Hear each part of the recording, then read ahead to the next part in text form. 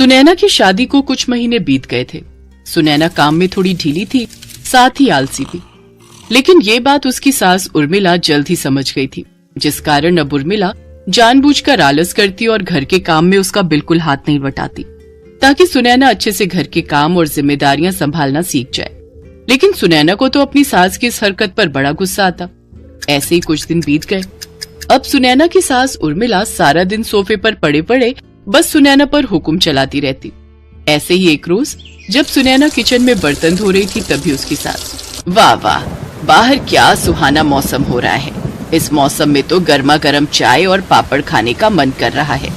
सुनैना बहू, जरा मेरे लिए एक कप चाय तो बना दे, और हाँ सुन, साथ में थोड़े पापड़ भी तल देना। जी माँ जी, बस अभी लाई। ओफो, सारा दिन ये बुढ़िया सोफे पर बैठे बैठे हुक्म चलाती रहती है। बहू ये बना दे, बहू वो बना दे, जैसे कि बहू रानी नहीं नौकरानी ला रखी हो, वो भी फ्री की। कुछ देर बाद सुनैना चाय और पापड़ लेकर बाहर आती है। ये लीजिए माँ जी। अरे वाह, बन गए। लाला, अच्छा एक काम कर, आकर मेरी ये कुर्सी वहाँ बालकनी में लगा दे। बारिश का मजा लेते हुए चाय और पापड़ खाऊंगी ना तो बड़ा मजा आएगा। आज अगर कुणाल मीटिंग के लिए शहर से बाहर नहीं गया होता ना, तो उसे कहती कि मुझे कहीं घुमाने ले चल। खैर कोई नहीं, चल तू मेरी कुर्सी डाल वहाँ। जी माँ जी। सुनैना कुर्सी बालकनी में डाल देती है। उर्मिला बड़े मजे से चाय की चुस्कियाँ लेती है कि तभी सुनैना के फोन पर उसकी माँ का फोन आता है। हाँ माँ, कैसी हो? हाँ हाँ, मैं बिल्कुल ठीक हूँ। हाँ, यहाँ भी बारिश हो रही है। जी माँ जी भी बिल्कुल ठीक है। आशा, समधन जी का फोन है, ला तो जरा बात करवा, बड़े ही दिन हो गए उनसे बात किए हुए। हाँ मम्मी, माँ जी बात करेंगी आपसे। हाँ समधन जी, कैसी हैं आप? जी मैं भी ठीक हूँ, बस कट ही रही है। क्या बात है समधन जी, आप इतनी उदास क्यों लग रही हैं? क्या बताऊँ, सारा दिन घर पर रह रहकर बोर हो जाती हूँ। टीवी देख देख कर भी पक चुकी हूँ अब तो। ऐसी बात है तो आप कुछ दिन यहाँ आ जाइए, यहाँ की खुली हवा में आपका मन लग जाएगा। नहीं नहीं, बेकार में आपको क्यों परेशान करना। इसमें परेशानी कैसी, मुझे भी थोड़ा साथ मिल जाएगा, दोनों साथ में खूब गप्पे लड़ाएंगे, खूब मजा आएगा। ऐसी बात है तो ठीक है, मैं कल ही आपको कंपनी देने आ जाती हूँ। सुनैना बहू, तू मेरा बैग पैक कर दे, मैं कल ही तेरे मायके जाने वाली हूँ। और हाँ, मेरी टिकट भी बुक कर दे। जी माँ जी, मैं अभी कर देती हूँ। अगले ही दिन उर्मिला देवी ट्रेन से अपनी बहू के मायके पहुँच जाती है। इधर सुनैना भी अपनी सास के जाने से खुश थी।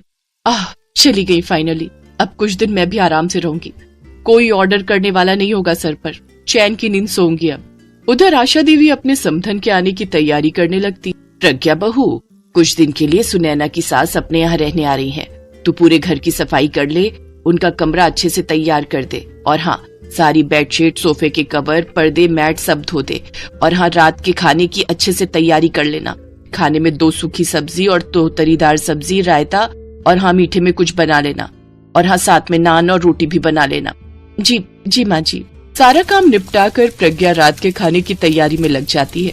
इतने सारे पकवान में उसे काफी समय लग जाता है। पूरे 3 घंटे बाद वो रसोई से बाहर आती। प्रज्ञा बहू, सब खाना तैयार है? जी माँ जी, सारी तैयारी हो गई है। अच्छा, समधन जी का फोन आया था, वो स्टेशन पहुँच गई हैं। नीरज गया है उनको रेलवे स्टेशन लेने। तब तक तू चाय और पकौड़े बना ले, और हाँ, समोसे भी बनाकर तैयार कर ले। अरे भाई, शाम के नाश्ते में भी तो कुछ परोसेगी ना। जी ठीक है माँ जी। कुछ देर बाद आशा का बेटा नीरज उर्मिला को लेकर घर आ जाता है।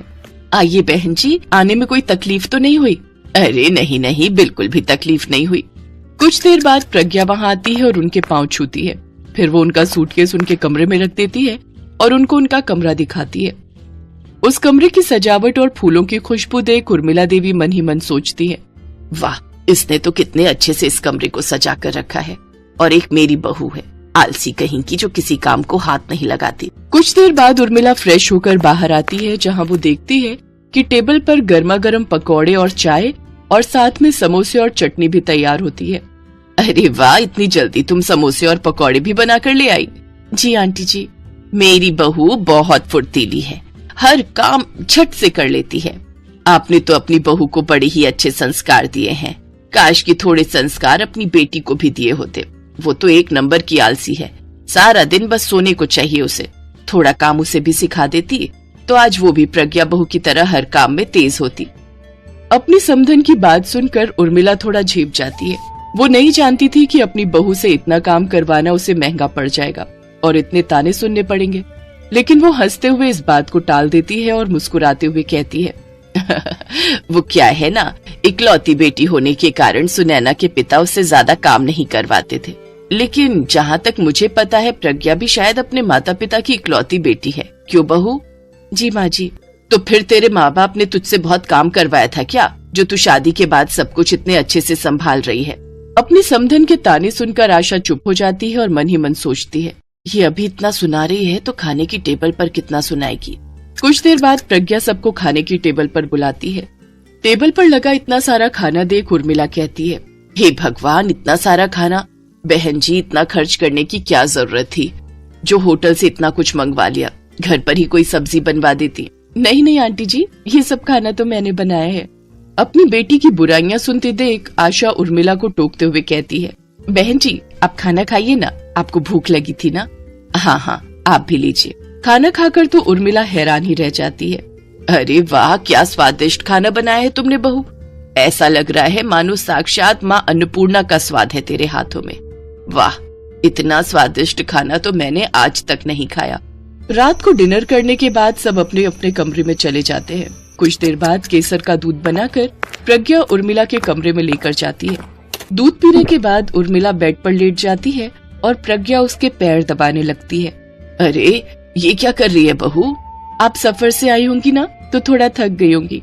आपके पैर दबा दूंगी तो आपको अच्छी नींद आएगी। कुछ ही देर में उर्मिला को बड़ी अच्छी नींद आ जाती है।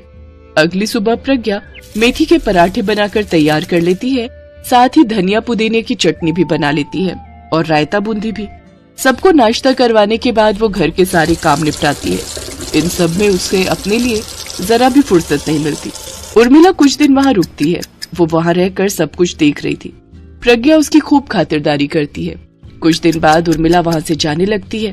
बहन जी, ऐसी भी क्या जल्दी है, कुछ दिन यहाँ रुक जाती तो अच्छा होता। रुक तो जाती बहन जी, लेकिन घर को अकेले भी तो नहीं छोड़ सकते ना। अब मैं जाऊंगी तभी तो सुनैना बहू यहाँ आ पाएगी। मैं कुछ समझी नहीं बहन जी। मैं घर जाकर कुछ दिन के लिए सुनैना बहू को यहाँ भेज दूंगी।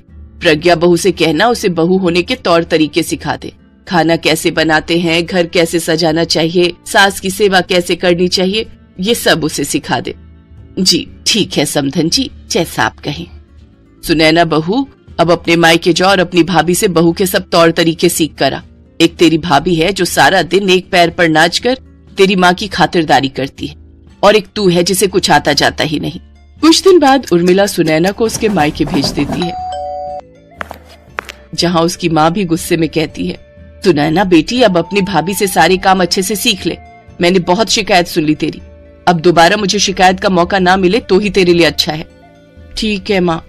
अगले 1 महीने तक प्रज्ञा ने सुनैना से खूब काम करवाया। अपनी भाभी को अपने ससुराल में इतना काम करता देख सुनैना को भी समझ आ गया कि असल में एक बहू की क्या क्या जिम्मेदारियां होती हैं। अब वो अच्छे से सभी काम सीख गई। कुछ समय बाद जब वो अपने ससुराल लौटी तो उसने बड़े ही अच्छे से अपने घर को संभाल लिया। ये देख उसकी सास उर्मिला भी बहुत खुश हुई। अब वो दोनों सास बहू एक दूसरे के साथ खुशी खुशी रहने लगी।